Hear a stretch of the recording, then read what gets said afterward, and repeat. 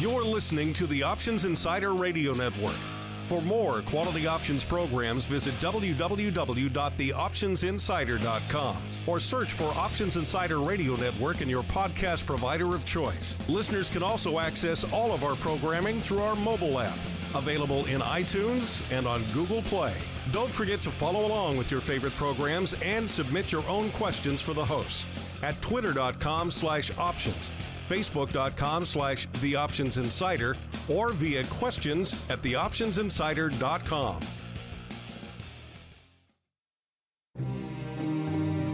It is a dangerous world out there. Volatility is on the rise, and your clients' portfolios are under assault from a growing number of threats. Simple diversification is no longer enough to shield the assets under your protection. Registered investment advisors, financial planners, and asset managers need a new weapon in their war on risk. Welcome to the Advisor's Option, the program designed to arm busy advisors with the information necessary to properly manage risk in this volatile environment. From options education, trading strategies and tips, to industry news and interviews with leading advisors, you'll find it all on the Advisor's Option. The Advisor's Option is brought to you by the Options Industry Council. The OIC was created to educate investors and their financial advisors about the benefits and risks of exchange-traded equity options. For more information on how the OIC can help you implement options in your practice, please visit optionseducation.org. The Advisor's Option is also brought to you by Swan Wealth Advisors. Since 1997, Swan has been the leader in hedged equity and option income strategies with GIPS verified results. Swan provides unique and valuable solutions to the inherent weaknesses of asset allocation, offering defined risk strategies that allow upside participation while also protecting advisors and investors against market risk. For more information about our advisor program for separately managed accounts, the Swan Defined Risk Mutual Fund, or our proprietary option overlay strategies, please contact Randy Swan at swanwealthadvisors.com. Think outside the style box. Think Swan when deciding on risk management solutions to market risk. And now, it's time to arm yourself with the latest weapons in the war on risk. It's time for the Advisor's Option.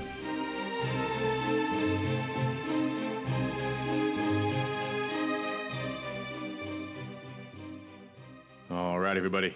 That music means it's time once again for the Advisor's Option, the program here on the old Options Insider Radio Network, where we break down this mystical and amazing and sometimes confusing world of options for you, the busy financial advisor and asset manager. Maybe doesn't have time to pay attention to all the goings on in this world, and maybe you want to learn a thing or two about these products, so we can help you out there as well. My name is Mark Longo from the OptionsInsider.com, as well as, of course, from the aforementioned Options Insider Radio Network. If you're new to the program, if you're new to the network, first off, welcome. Secondly, we've got a lot of great content in store for you. You are just at the tip of the proverbial iceberg. Quite a few, many archived episodes of the Advisor's Option, as well as every other program on our fine network. The easiest place to find all of those great episodes, the mothership, theoptionsinsider.com. Of course, you can always find us iTunes and TuneIn and Stitcher and so on and so forth, iHeartRadio, all those fun outlets, wherever you like to find your favorite online or on-demand or podcast programs. We are there also via the app stores, so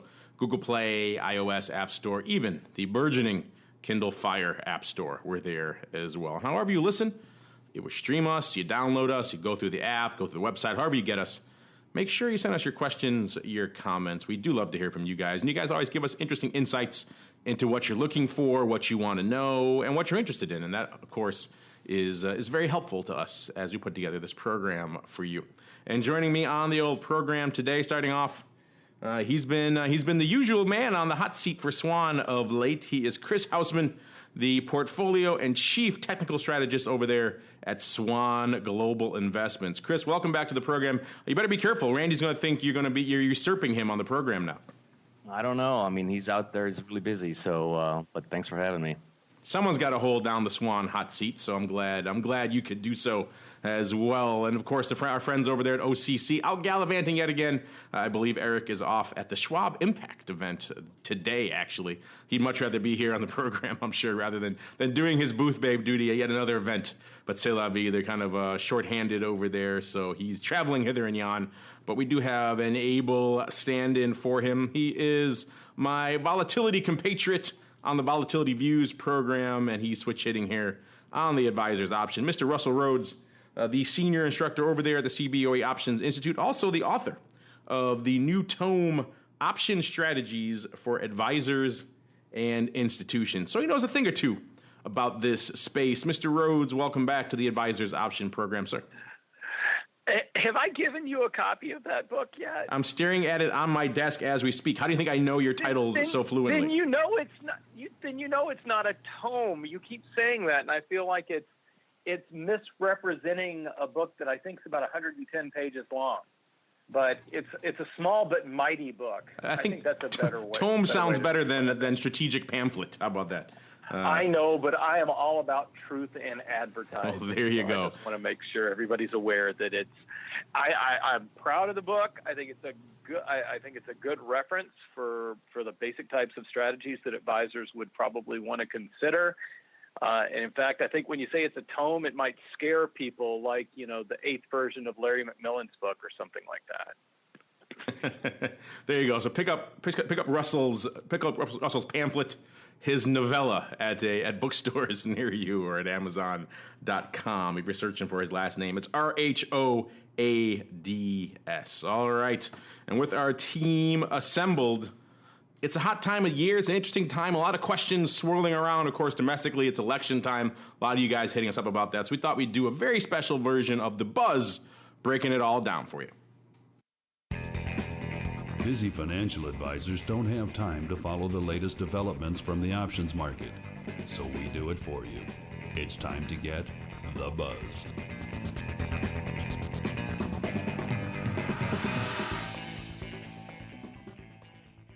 All right, everybody, welcome to The Buzz. Like the man said, this is the portion of the show where we break down some of the hot breaking topics in the world of options and derivatives for you, the busy advisor. And the hot topic right now is, of course, we're heading into the big election season here in the U.S. And, of course, we're getting a lot of questions from guys on your side of the fence, the advisors, the asset managers. What does this mean, particularly for an options and volatility perspective? How do elections, I should say, really tend to impact the options market and particularly volatility? This is an issue that's top of mind for a lot of you out there. I should note as well, this kind of discussion, it's going to apply pretty much throughout electoral cycles in the future. So if you're tuning in after the fact, I'll probably get people tuning into this every election cycle going forward. So feel free to just jump back to this episode. And if you're listening multiple years hence, welcome to the program. And indeed, I think you'll find our analysis useful even then, because it's an interesting event, elections. At the end of the day, they are typical event risk in some ways. In other ways, they are very much atypical. So we're going to break that down. Let's start, actually, Chris. You've done the lion's share of the work for us here. You actually wrote an article for, I believe it was ETF magazine, and you pretty much did a lot of this analysis. You broke down a lot of this data for our listeners already. So why don't you go ahead and do it right now here for those of us or listeners, I should say, who haven't had a chance to check out your article. What did you find as you were breaking this down, and what were some interesting takeaways and maybe some surprises you found as you were putting together this article? What you're looking for, if you're looking for it, by the way, listeners, is entitled "Presidential Elections and Option Implied Volatility." Have at it, Chris. Thanks, Mark. This is something that we started looking at a few months ago. And just to throw out a fun fact, like I always do, everyone's pretty familiar with the Super Bowl indicator, right? Whichever conference wins is somewhat of a predictor of future stock market movement. So, well, can the stock market predict who the next president will be? And I've got some data going back from 1944, and this is actually courtesy of S&P 500 Global Market Intelligence. And they stated that if the S&P 500 posts gains over the period from July 31st to October 31st, the party currently controlling the White House wins the election 82% of the time. And if the S&P 500 declines during that period, well, the opposing party is going to win 86% of the time. So again, where did we close at the end of July? The S&P 500 was at 2173.60. So I guess we'll be keeping an eye on that to see if this fun fact has any credence moving forward. So as you mentioned, Mark, we're right around the presidential elections. So now we thought it's a pretty good time to examine whether or not option implied volatility, something Russell's very familiar with, is affected by the uncertainty regarding the future leadership of the United States here. And also, and more importantly for advisors out there, what kind of option strategy they might serve them well as an adequate hedge, depending upon whether they have they've done their analysis on whether the market could go up, sideways, or go down, obviously. And no matter what the election polls say, there's always some element of, I guess, inconclusiveness surrounding presidential elections. And the latest Real Clear Politics average polls says 48% Clinton and 42% Trump currently. So if you go into some individual polls, they're going to be, high. They'll be closer. Some will be a little bit more disparate. But I guess the only caveat as a professional trader I'm going to throw out there with polls is be careful, because if Russell and Mark, you guys remember all the Brexit polls that came out, and just about everybody got it wrong. So even though polls are gearing towards one candidate versus the other, there could still be some uncertainty as to what happens afterwards. We've done a lot of work on outliers, obviously, managing money with the stock market to always try to be prepared for those types of events. So what I started in this article, since it was related to the presidential elections, is what kind of outliers do we have when elections come around? And again, so some quick history, if you will, here.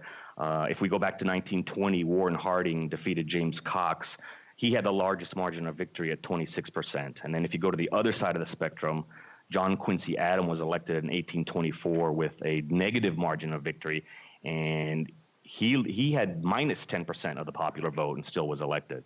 And then there are other outliers that I call the aftermath outliers, and the one that should be hitting everybody's mind right now is back in 2000 with Bush versus Gore and the Florida recount.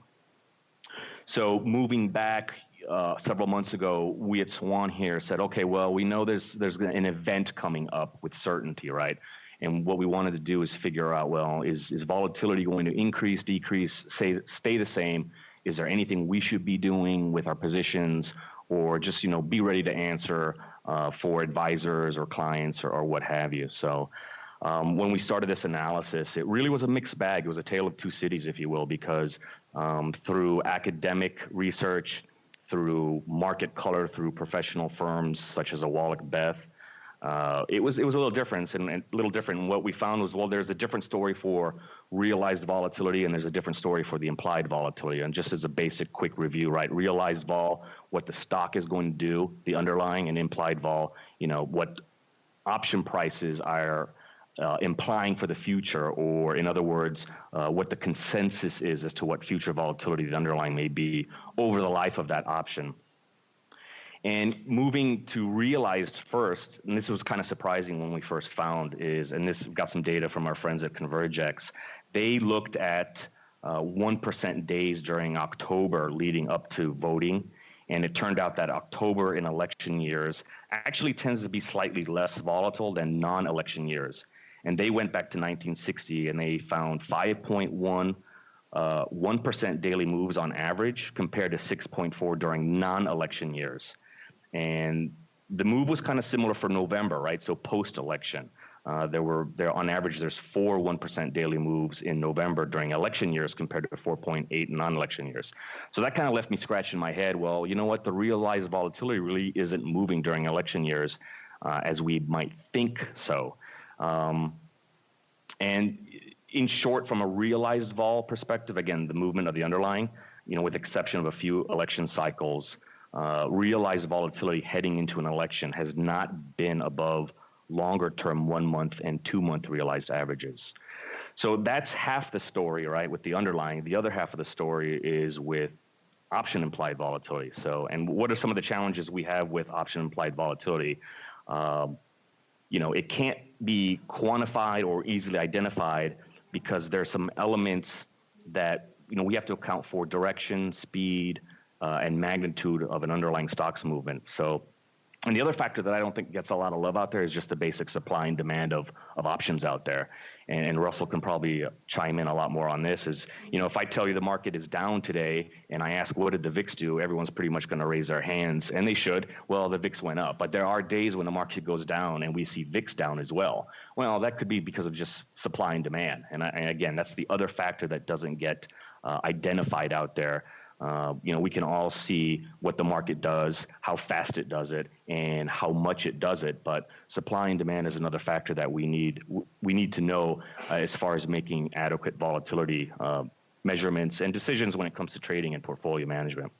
I think a lot of people would be surprised to hear what you were just saying about the realized volatility and not really perhaps exhibiting itself during an electoral cycle. I think a lot of people would have just knee-jerk thought, okay, this is sizable event risk. It's going to exhibit itself in both implied and also in the market itself, in the realized. And yet it sounds like perhaps not manifesting the way a lot of people may have assumed. And you also have some other interesting data I'm going to pull from your article. Again, if you want to check out all of Chris's data and charts for himself, check out the article. We'll put a link to it in the show notes as well to make it easier for you guys to find it there on the website and on the article there.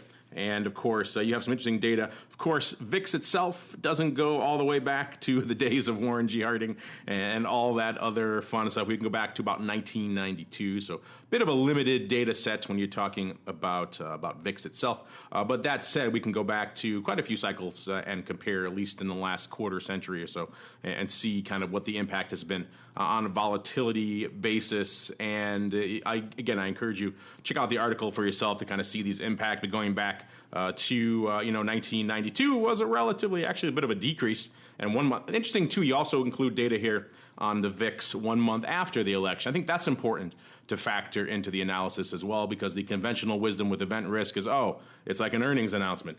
Once it's over, it's kind of over. There's not a lot of after effects, I should say here, on the market, on the volatility perspective, and sometimes that's not the case. As we see here in 1996, where the VIX actually increased a bit increased dramatically going into the election, and then increased more 1 month out from the election. Then we have some outlier dates, and that's why this data set is kind of hard to wrap your head around, because there's so many substantial outliers. For example, 2000, we all know what a tumultuous post-electoral cycle that was, and the VIX cash actually only increased about a little less than half a point in that 1 month post the election. You think I remember that period being on the floor of the CBOE. I remember it being very tumultuous, very volatile.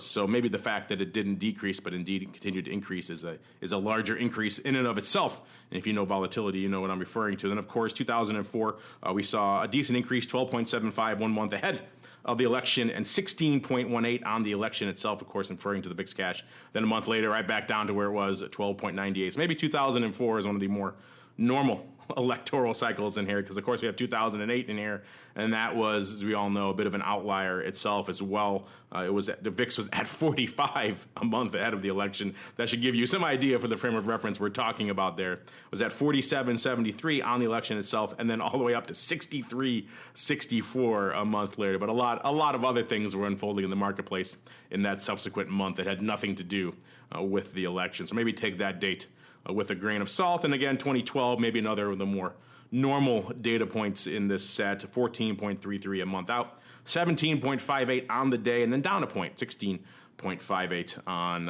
1 month after the election. So a lot of interesting data to sink your teeth into. Since we're talking the seasonality of volatility, it's one of the reasons why I wanted to bring Mr. Rhodes onto this program. Not only did he write the tome, the weighty, massive tome, Option Strategies for Advisors and Institutions, but he also studies the seasonality of volatility and all things VIX over there at the CBOE.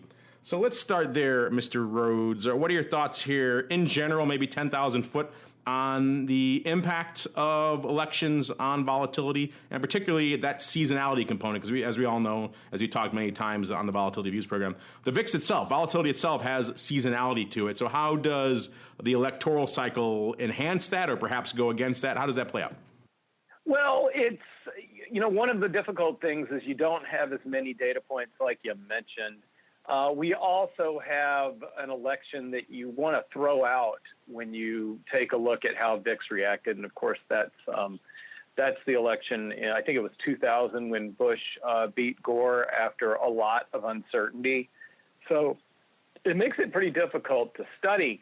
The thing that I have been looking at, you said a 10,000 foot view. I've actually been doing a, let's say, I'm even going to go kitty basketball goal. I've got an 8-foot view. We've got SPX options that expire every Monday, Wednesday, Friday now. So we have SPX options that expire on November 7th and November 9th trading. And our buddies over at LiveVol actually apply the old school original VIX calculation, which is just like the two closest call strikes and the two closest put strikes to determine a VIX-like measure. And if you look at the November 7th volatility, as we speak, it's around 9.65, and the November 9th implied vol is 11.65. There's actually a 2 percentage point difference there. And then you go out to a November 11th, and it ticks up a little bit, and then it starts to tick back down. So it's sort of interesting to see SPX implied volatility, being slightly elevated relative to where, to where it is the day before the election. So there's still, although if you listen to any of the prognosticators, they're going to tell you that, Hillary's got an 87% chance of winning and the market's really not paying attention anymore. There's still a group of folks out there that are bidding up implied vol on the options that expire the day after the election, either speculating on a big move one way or another, or just, preparing for the potential worst. And without getting political, I'll just say whatever they consider the worst outcome on the 9th, or what might make the equity market sell off and a move up in implied volatility. It's funny you mentioned that, because I was going to get to this a little later. We might as well get to it now. In the buzz here, another article coming out actually pretty much this morning as we were getting ready for the show here, coming from our friends over there, Reuters, who are kind of taking the other side of that bet there, Russell, saying their title is U.S. Options Market Not Very, quote, Trumped Up ahead of the vote. And they pretty much dive into something we touched on a little bit on vol views, but doing it in a lot more depth here, effectively saying that the markets, kind of like you were referring to, Russell, are discounting the fact that Hillary is pretty much a done deal at that point. And they're saying positioning data on the S&P shows little pickup in demand for contracts that would offer investors downside insurance. Of course, puts going right after the November 8th election. They also get into the options term structure and talking about how that's not really showing, in spite of what you just said, they're saying it's not really showing a big bump here going into the election day itself. What they term, according to this researcher coming out of Weeden Company, what he terms a, quote, modest premium bump for the November options. A few weeks ago, that seems to have faded steadily with Trump's slide in the polls. He says they also refer to quite a few different wagering sites and polls that say Clinton has a better than 95% chance of winning the minimum of 270 electoral votes in the Electoral College. That, of course, being discounted additionally by the marketplace as well. They also talk a little bit here about near-term S&P skew and how there's a slight bump in terms of demand for the puts, but not crazy. They're actually saying if you want to get the insurance, the Trump insurance, as they're terming it in this article, is actually fairly cheap. The skew in the near term, so the November 11th contract, which would encompass the election, is just a little bit more hefty than the weeks surrounding it, so indicating a slight increase for Trump, but nowhere near what you would expect in a given electoral cycle. And Chris, this is all kind of a long way around to kind of going back to what we were talking about in your initial article, because you talk about, you outline some data points as I just kind of ran down here. Another thing you do is kind of interesting. And I know you wrote this article a couple weeks ago, so maybe you have to adjust the months and or strikes a little bit. But I think the thought process is worthy of illuminating for our listeners, because you actually break down a couple of interesting option strategies that an advisor out there may want to employ on behalf of his clients. One you term kind of a bit of an election hedge, and you also talk about the most mind-bending of positions, which is, of course, the calendar spread. So why don't you walk our listeners through your thought process behind these and what types of trades you were investigating here for this article? Yeah, no problem. So one sort of election hedge would employ the use of calendar put spreads. And the basic thesis is we're going to be long a put in a longer term maturity versus short a put, obviously in a shorter term maturity. And the bottom thesis, or the main thesis, if you will, is the market's going to go nowhere up until the election, right? Where the market's just going to flounder around in range bound, waiting for this event to happen. And let's say you think there's a potential for something to go wrong during the elections, the market's going to go down. Well, we can buy a put calendar spread. So, and using the short term puts to fund some of this exposure. And you're right, I did write this a couple months ago, but you can still do this because of all the expirations that we have listed. So the basic structure can still be put on even though the elections are 2 weeks away. And so it's looking to purchase some type of put that is right after the election and fund it with a put that's right before the election. And so again, this depends on what kind of homework someone is doing and how much they think a sell-off could be. But I think in the example that I used, it was purchasing a 7.5% out of the money put that was long-term and then funding it with a shorter-term 5% out of the money put. So at the time of the writing, for example, it was a reasonable price based on where skew and term structure was. I haven't looked at the short-term stuff. I haven't looked at the Mondays or the Wednesdays like Russell referred to, but I think with volatility where it is, and there is probably some good diagonals that advisors could structure out there where they can still get the benefits of this protection ex post the event, right after the election, and fund it with some shorter term options right before. So that way they can put themselves into a limited risk strategy, know exactly how much they can make or lose once the event happens, i.e. the election. There's some other strategies that can go out. I mean, if you're not comfortable with going out multiple months, the first strategies that we all learn are within the same month. So just election put spreads could work, right? The 2.5%, go long the 2.5% out of the money put, go short the 7.5% out of the money put is just an example of one of them. Skew is a tricky thing. I know the one article that you referred to said, well, skew is low. I think what the article doesn't mention is just all it did was tell me where puts were. And it didn't tell me where calls were, and I need the second piece of the puzzle to really know where skew is. So, but again, it's the timing is the trick on whether skew is high or low. If I looked at 1 month options out and I did the 5% out of the money put versus the 5% out of the money call, and I did 5 years of data, well, skew is really high. It's like in the 95 percentile. So again, I guess this is one area where we can fudge or get what kind of data point we want out of this, because it depends on, are you looking at just 1 year of data, 5 years of data? Are you looking at the 5% out of the money put call versus maybe a 10% out of the money put call? So skew is a funky data point, if you will. It's one of those that moves and breathes with the marketplace. So it's something you got to keep your hands on. But so generally when skew is high, out of money put spreads are relatively cheap, and that would be another strategy if someone was not comfortable with doing a multi-month spread. Yeah, we haven't done a lot here on this program with expanding the strategies beyond that single month, is because you're right, it tends to blow the minds of a lot of people who are coming to options for the first time. Maybe that's it. Maybe down the road we should devote an episode or two. Of course, we have that on our Options Bootcamp program. Look for the calendar spreads episodes. Listeners, if you are so inclined into diving into those, and maybe we'll put that on the calendar for a future episode of the Advisor's Option as well. That's a good point about skew as well. Skew is one of those, you're right, I think calling it a bit obtuse, or it comes in many flavors, really. People quote it in a variety of different ways. There's the traditional skew, which is, of course, kind of like the CBOE skew index, but even then, they kind of quote it in a bit of an obtuse 100-plus type notation, which I think a lot of people have a hard time wrapping their heads around, which is kind of implying a premium for the puts to the calls, which we all know it happens, but I think quoting it that way is sometimes a little head-scratching and puzzling for newcomers. You see people going out and comparing how far out you have to buy a put versus a call to get different levels. I think Barclays does that, but I'm with you, Chris, that you do need to have the data points of both wings because they do move independently, and kind of quoting skew as this one absolute number, it kind of loses a lot of the nuance of what actually actually is going on out there. Speaking of the nuance of what's going on out there, it is an interesting time, as Russell alluded to.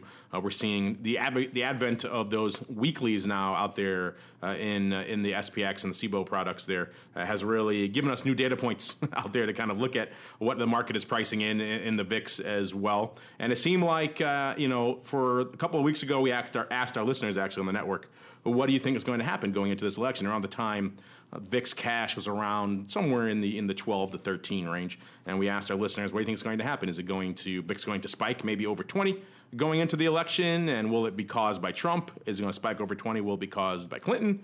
Is it going to pretty much stay where it is, or is it going to be maybe a modest increase, maybe somewhere in the 15 to 18 range, somewhere like that? And lion's share picked Trump was going to spike it over 20.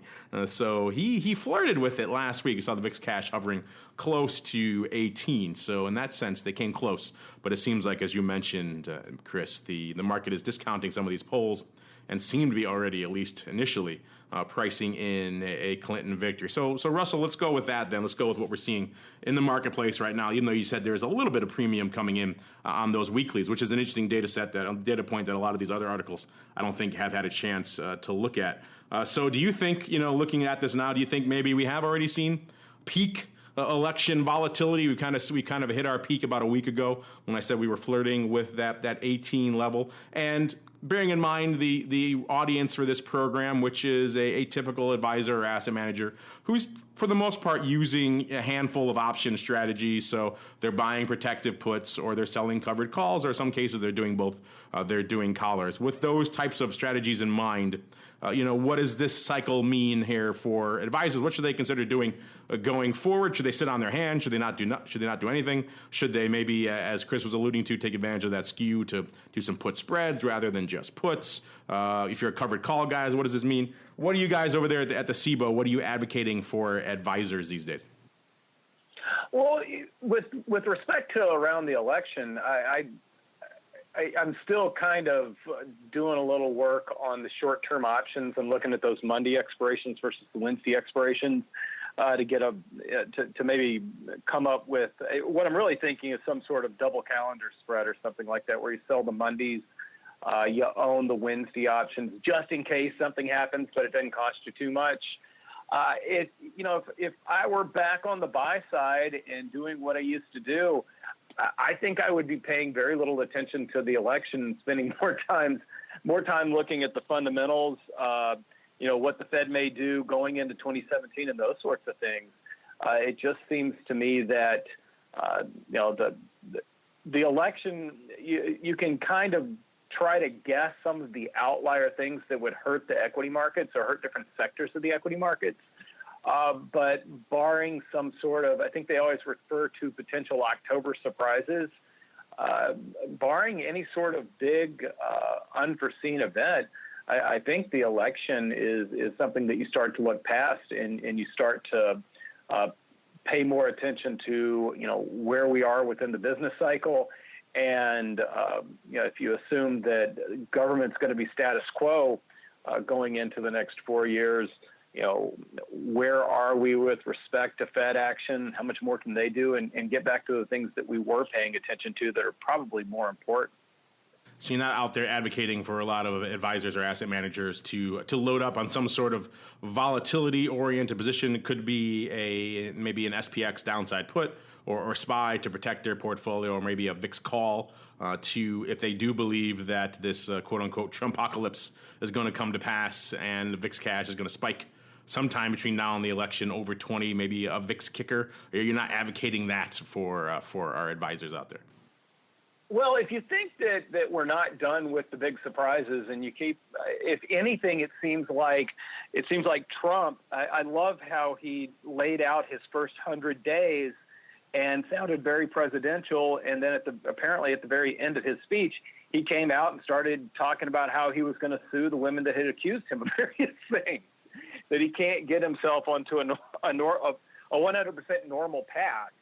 So if you believe that maybe there's some things that he may try that cause an increase in volatility, looking out to the November contracts, maybe selling a put, buying a call spread or something like that, where you get a low dollar cost strategy with respect to having some exposure to a spike in volatility. Unfortunately, you got to get the timing on those things very, very correct if you're going to use something like VXX or UVXY or TVIX. So I would have people shy away from that and maybe just take a look at the standard VIX options. Because we have the SPX options that expire, almost daily now. We've got. I love how we have them just the day before the election and just the day after the election.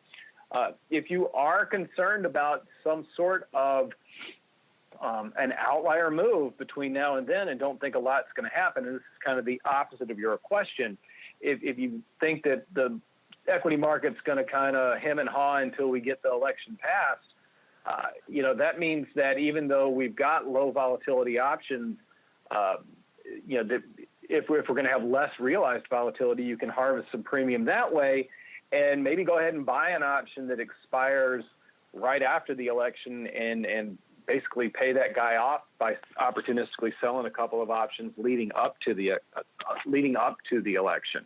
Yeah, this is definitely a cycle. If you do believe there are some trump cards, pun intended, left to be played, then maybe you're actually salivating at this relatively cheap, comparatively at least, premium you could buy either in the VIX or in the S&P to do some hedging or indeed some speculating. Last question on this topic for you, Chris, before we move on to some of the other issues we have here. But in general, you kind of outlined some strategies already that you advocate in that article.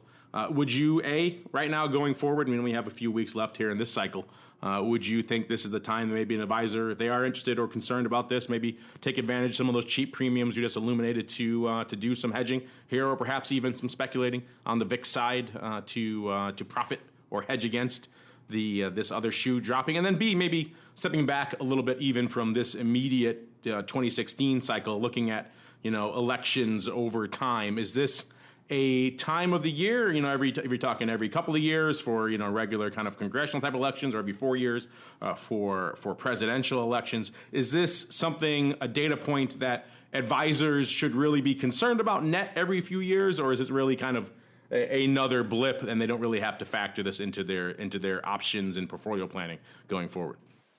Well, I kind of agree with Russell. I think it's more leaning towards the blip side. From all the stuff that we researched in our own work, it just, right now we're in a period of high seasonality. It always ends up being, well, what's going on with the economy?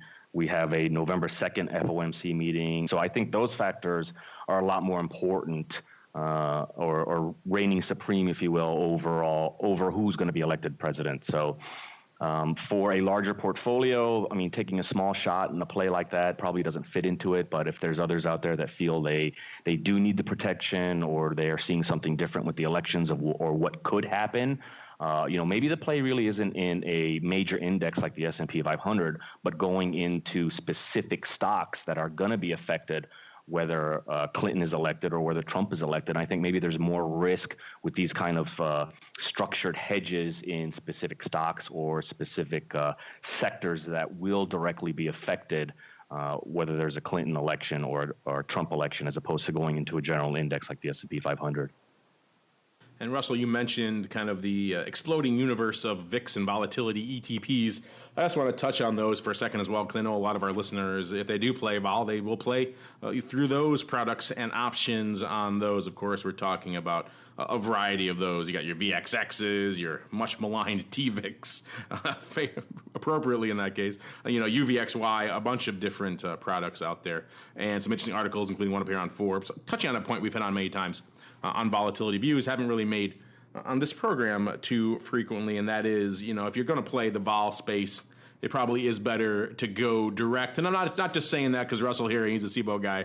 We see the data here, and this article, and we'll have a link again in the show notes showing just how the VIX has performed versus some of these various VIX ETPs. And we all know when these ETPs, they have to essentially construct their own flavor, their own version of volatility using some type of VIX futures construct and baskets, and there's role issues involved and a bunch of other things that go on there. And in many cases, they track this obscure thing most people have never heard of called the VIX Futures Index, and it gets to be a little bit obtuse and confusing. And the results are that the performance is perhaps not what you would expect. And this goes back to kind of what we said many times on a lot of these products, particularly ones like VXX that are really disenfranchised by things like negative roll yield. I hate that term, but I'll throw it out there again, which is the fact that they're just rebalancing on such a regular basis, and on the general term structure of volatility is such that they're constantly buying expensive longer-term volatility, selling cheaper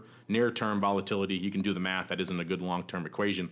So if you're buying and holding these for anything more than a session or two at the most, probably, you're doing yourself a disservice. These are very, very, the lion's share of them at least, are very, very short-term instruments. So I probably wouldn't use these as my volatility kicker unless you're doing it on election day itself. Then maybe I would go that way. But interesting stuff.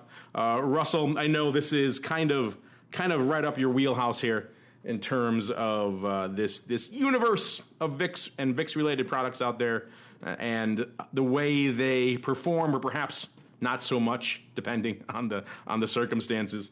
What do you have to say here for the advisors and asset managers who are out there thinking, I kind of like what they're talking about. Volatility, the premium is relatively low. I'm going to go buy some VXX calls and set myself up for the November 11th expiration. What do you have to say to those folks? Well, I totally agree with you. And again, as a disclosure, it's not just because I work at CBOE where we trade the VIX futures and options and we don't trade the exchange traded products. I do think that if you think the Tuesday election day, if you think results are going to start creeping out there, and it's and maybe we get a sell-off in the equity market because it looks like Trump might be winning, owning UVXY or TVIX, which is a very leveraged exposure to the front 2-month VIX futures contracts. Nothing wrong with that at all if you're going to be very, very specific with your timing. The issue is you're getting exposure to VIX futures contracts that are typically at a premium to spot VIX. So you've got to get a pretty accentuated move out of VIX to benefit from those funds. Now, to something I do think is appropriate for advisors with respect to the volatility market. And when I speak to CFA groups or other professional groups, I'll talk about those inverse funds.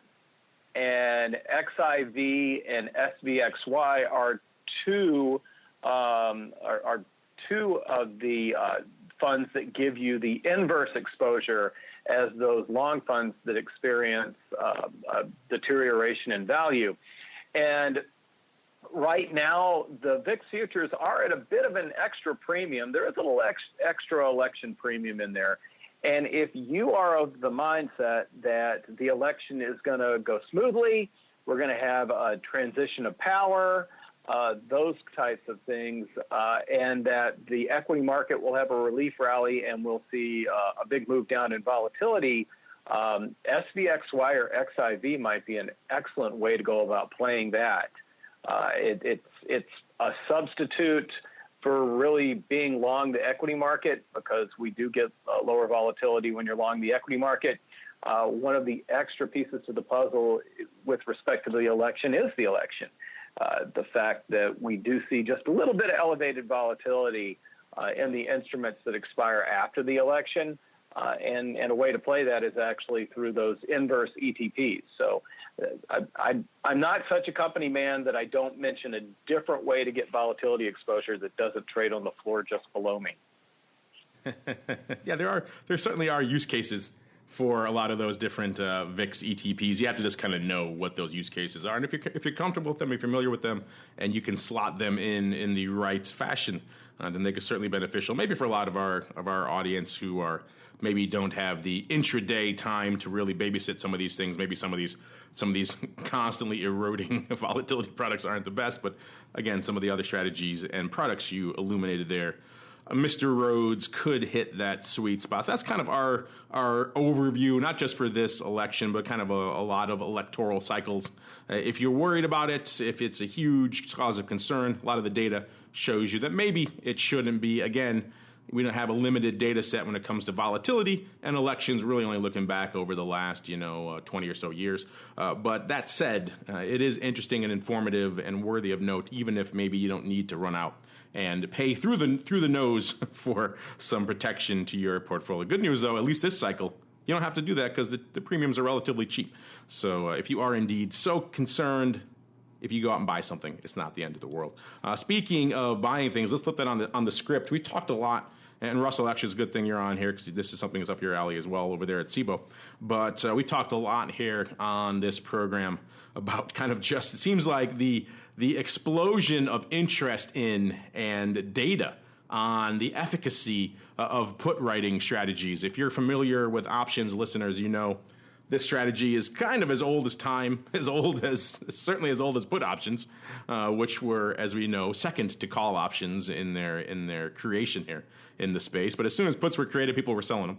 And so this is an old strategy, and yet it seems everything old is new again in the world of options, and that certainly pertains to put writing. Just on this show over the past year, we talked about a lot of data coming out of the CBOE RMC event earlier this year, Russell, and a lot of other papers since then that are kind of detailing a lot of the different ways that put writing compared to just holding the underlying is a better approach from a variety of perspectives, from an overall volatility perspective, from a standard deviation of returns perspective, and from, surprisingly enough, a real return perspective as well. And even when you're comparing it to your standard covered call funds, even though synthetically they are the same thing, when you're talking about selling out of the money puts versus selling out of the money calls, as we referred to earlier, out of the money puts in most major indices and equity options tend to have an enhanced premium. So you're going to outperform in that perspective there as well. And we're seeing this message seems to be resonating quite a bit with a lot of funds out there. We all know pension funds, institutions, they tend to be slow adopters to new products and to new methodologies and strategies when it comes to asset management. Well, according at least to this new article coming out of Pensions and Investments, they're starting to get this message on put writing, and they're seeing some large pension funds, including the Hawaii Employees Fund. They hired UBS and another gateway to run $400 million for each of them, so $800 million total. In put writing strategies, it's the first time they've ever done so. The South Carolina Retirement Systems Investment Commission also hired firms to run about $800 million worth of put write strategies. We're seeing the Illinois State University's retirement system, which you all know is very troubled here in the Illinois region. They have $16.6 billion under management. They're allocating again $400 million. That seems to be the allocation these funds are getting to a put right overlay. They're calling it an income enhancement tool. So a lot of interesting things. A lot of these funds that are very, very slow to adopt these things seem like they're starting to be swayed by the preponderance of evidence out here that these strategies, in lieu of just running the underlying, or as we've said many times in some of our other programs, using these strategies as ways to get long the underlying and things like that, are definitely better than just the traditional way of buying and selling your equity holdings. Again, another study coming out recently out of you folks over there, Russell, and the CBOE, talking about a bunch of different products you guys have over there, including your S&P Put Right Index with an annualized 10.1% return that outperformed even the Buy Right Index, again, writing out of the money puts versus writing out of the money calls, and indeed outperformed the index itself, which was about just south of 10%. So you're doing better. You're doing better from a net return perspective. You're doing better from a overall standard deviation perspective. So it seems like people are getting the message out here. I don't know, Russell, this is definitely up your neck of the woods. I know you've sat through just recently in RMC Europe. You sat through quite a few presentations on the efficacy of all things put writing. So what are your thoughts on this? That it seems like that message is finally starting to resonate, and large funds and indeed a lot of large asset managers and pension funds and advisors are starting to come over to the proverbial dark side of put writing. Put writing is not the dark side. You know better than that. The proverbial dark side. We are getting more and more interest with respect to systematic put writing with the SPX, but also writing puts to possibly work into stocks at lower prices. We get a lot of interest in both of those things. And you and I have spoken in the past. One of the biggest sellers of puts to enter a stock is Berkshire Hathaway. The proverbial, they're the ones that make everybody think options are the dark side because Buffett's misquoted statement calling derivatives weapons of mass financial destruction or something like that, which was really geared toward the over-the-counter derivatives market, not geared toward our market. So we're seeing more and more acceptance. I mean, that's a big part of my job, is educating people on how to properly, manage their risk with respect to selling puts.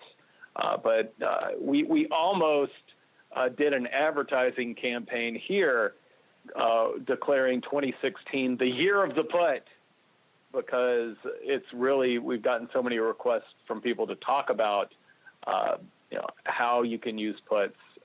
And then as far as an entry or to generate income. And then the final thing is, finding yield is so darn difficult in this day and age.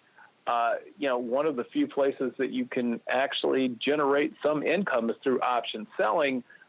Covered calls, that's kind of I don't want to say it's worn itself out, but a lot more people have been using covered calls than cash secured puts. So I think they're looking at that as another complement to a way to generate portfolio income.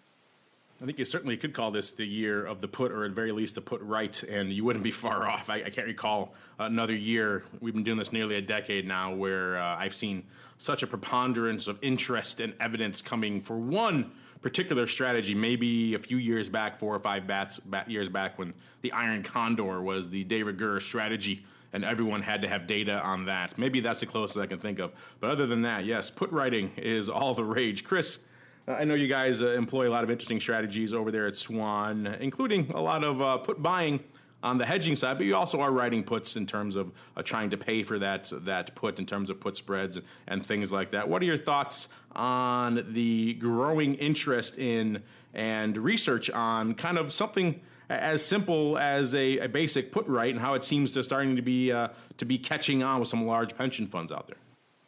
Well, the research is out there, and it proves that it can add incremental return to a portfolio and lower the standard deviation, and that's really what everybody wants. So one thing I have to mention is that any of these strategies, they have to be properly managed, and a good set of rules, time-tested rules, and that's what's going to help you navigate through the rough periods, such as a financial crisis and a credit downgrade of 2011. So it's important to have experience on your side and know how to navigate through those very, very dangerous waters when you are premium selling.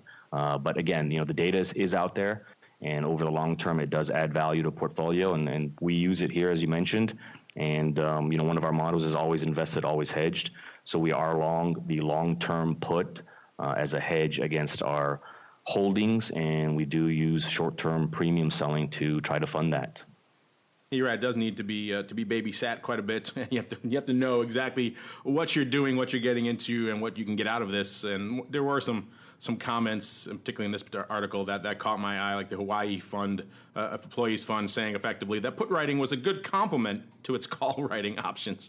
Hopefully someone explained to them that they're doing effectively the same thing twice, maybe with a little bit bigger boost on the latter, but still, those kind of comments, they do kind of raise some of the hairs on your back of your head. But hopefully they know what they're doing, because they're allocating $400 million to it. But that said, there is a lot of data on this, and I kind of agree with Russell. I think even the most basic use case of selling puts, which is to use them to get into a long equity position, I think a lot of funds should even just start there. I think that's a great use case. They're very familiar with working large institutional orders to buy and sell large blocks of equity. I think using puts to get into that and calls to get out is a great way to add a few basis points here or there without really breaking the mold for them or having them do something that they're not familiar with. So listeners, if you are indeed interested in this, if you've been wondering how to get your clients over again to that proverbial dark side, even though Russell will take issue with it for selling puts, and they've been a little bit concerned, maybe some of this data coming out here, as well as the large funds that are implementing this strategy, will be enough to put your concerns or the concerns of your clients at ease. Unfortunately, that's all the time we have for the Buzz segment. It's also all the time we have for this epic episode of the Advisor's Option. We kind of touched on a very interesting and salient point that certainly is top of mind for a lot of our advisors and asset managers right now, but also I'm sure will be every few years down the road. So we'll make sure to resurface this episode whenever an election comes nigh here in the marketplace. But before we go, let me check back in with my cohorts here on the old program to see what they have cooking up. Maybe, Russell, we'll start with you as our guest. You get pride of place. We were just talking about all the different research you guys have going on over there in terms of put writing. So if our listeners want to go and check out a lot of that data for themselves, you guys are kind of the central clearinghouse for a lot of that data these days. Where should they go? What should they do? And also, if they are interested in picking up the aforementioned weighty tome that they could use to bludgeon their foes and enemies with, called Option Strategies for Advisors and Institutions, where should they go? I just feel like you're making fun of my book when you say that. I'm holding it in my hands. It is enormous. Oh my gosh! Did you pull a muscle picking it up? It is straining my desk as we speak. Is it? Yeah. If you pulled a muscle picking it up, then you need one of those walkers, and I'll bring you a couple of tennis balls to put on the front of it.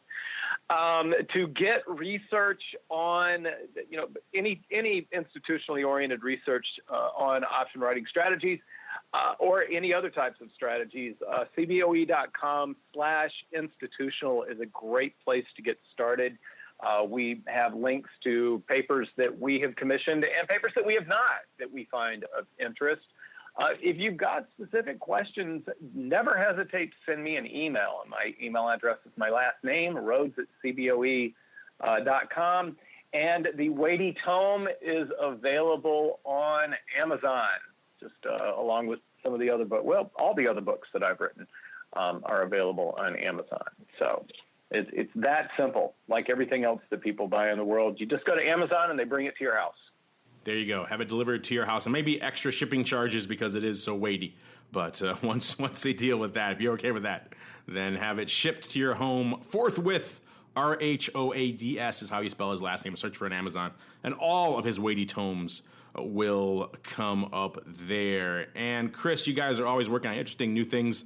As you mentioned, you guys are always hedged out there in the marketplace with the DRS, so you have a lot of viewpoints on a lot of different market conditions and a lot of different scenarios and how that could unfold and accrete to the end advisor. So if our listeners want to learn more about what you guys are doing over there, all the different products and the funds, and even your growing event list, your 10th box events, where should they go?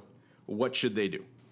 Yeah, so first of all, Director of Research, Michael Wakefield, who you're pretty familiar with, Mark, he's coming out with new material on equal weight sector approach to investing. We're also working on optimizing our DRS structure in a multiple fund offering. Our Director of Investment Solutions, Mark Odo's, he's going to be rolling out a new white paper on where the DRS fits in a portfolio. And also, like you just mentioned, we're still doing our 10th box seminars, which is a great opportunity for financial advisors to meet our portfolio managers in a unique setting and really pick their brain on our product. And we're going to be in Houston, October 27th, Tampa, November 1st, Washington, D.C., November 3rd, and San Diego, November 15th. So if you are in or near one of those cities, please check us out on our website and sign up for one of our 10th box seminars. There you go, folks. You can find all that information, swanglobalinvestments.com, for all the research that Chris alluded to and the resources and the blog and the newsletter and everything else. You can find it all there. If you want to register specifically for the events, that's 10th box. That's just the number 10, thbox.com. So 10thbox.com. Click on that. It'll tell you where the next event is coming, as Chris mentioned, Houston, and maybe something coming to your hometown soon. And on behalf of Chris and Russell and Eric and the OIC team who couldn't be here, and indeed myself, I want to thank all of you out there in the listening audience for downloading and streaming and subscribing to the show, and of course, for sending in such great questions. We didn't get a chance to get to them at this episode, but we'll get to more of them on a future episode, and we'll see you then for more of The Advisor's Option. The Advisor's Option is brought to you by the Options Industry Council. The OIC was created to educate investors and their financial advisors about the benefits and risks of exchange-traded equity options. For more information on how the OIC can help you implement options in your practice, please visit optionseducation.org. The Advisor's Option is also brought to you by Swan Wealth Advisors. Since 1997, Swan has been the leader in hedged equity and option income strategies with GIPS verified results. Swan provides unique and valuable solutions to the inherent weaknesses of asset allocation, offering defined risk strategies that allow upside participation while also protecting advisors and investors against market risk. For more information about our advisor program for separately managed accounts, the Swan Defined Risk Mutual Fund, or our proprietary option overlay strategies, please contact Randy Swan at swanwealthadvisors.com. Think outside the style box. Think Swan when deciding on risk management solutions to market risk.